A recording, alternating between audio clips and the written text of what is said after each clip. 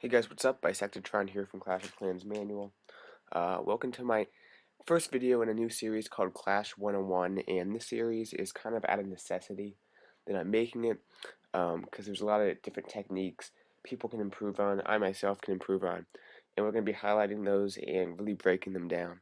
So this first video is on funneling, and we're going to look at Stingy's attack as an example.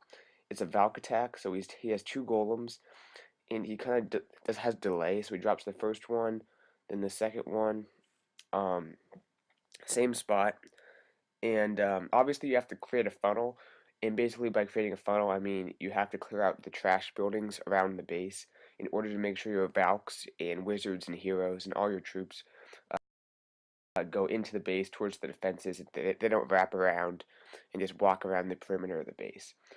So basically he backs it up with some Wizards right here, but he doesn't spread out his Wizards.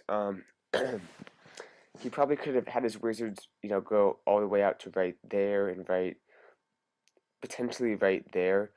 Um, if that Archer Tower would have locked on, I don't know if it did or not. But by not spreading out his Wizards, he's only taking out basically these buildings. And by doing that, it's not really helping him at all. He actually got lucky that his Valks went to the middle. Um, and what they did is they went in and kind of started to take out these. Right when I got to this wizard tower, the king and about a third of his Valks went back through this wall and wrapped around like that. So if he had taken out these buildings here and some maybe a few up here, it doesn't matter, but mainly these buildings here, that would have allowed his Valks just from right here just to go back into the middle. So in general, I guess the thing you want to take away from this is one, he probably should have spread out his golems here and maybe here. And if you spread out your golems, assuming you have multiple golems, that allows you to drop wizards. You can spread out your wizards more and just take out more of these trash buildings. If you're trying to go in right here, these buildings are fine.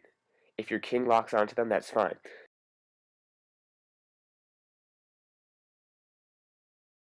because they're on the right path. You don't want to take out those buildings as much as you want to take out. I'll produce a different color. In green, these are the buildings you want to take out. These are the threats right there and right here, because those are the gateways to the outside of the base. If your troops go here, that's fine, as long as you break your funnel here and here. I hope that makes sense. Let's take a look at Stingy's attack real quick, and then I'll show one more attack, and that'll be good. Alright, so it was from a past war. Let me find it real quick.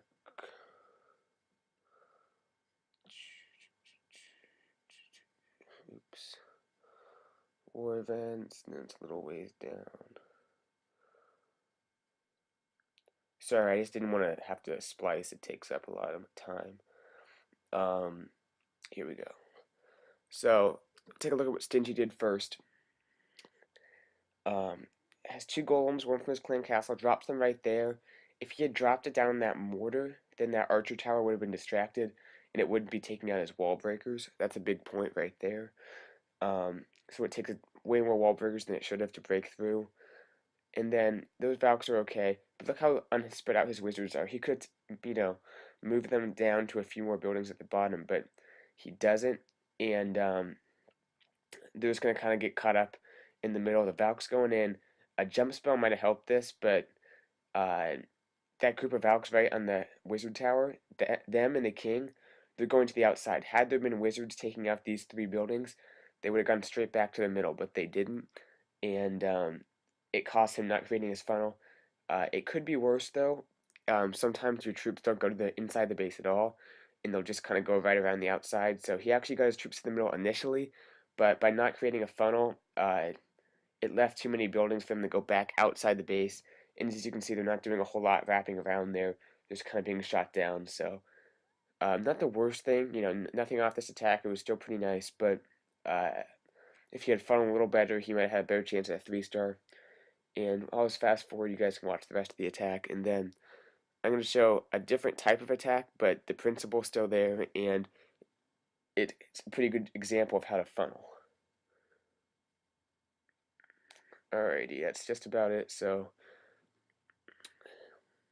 we'll go ahead and look at my attack.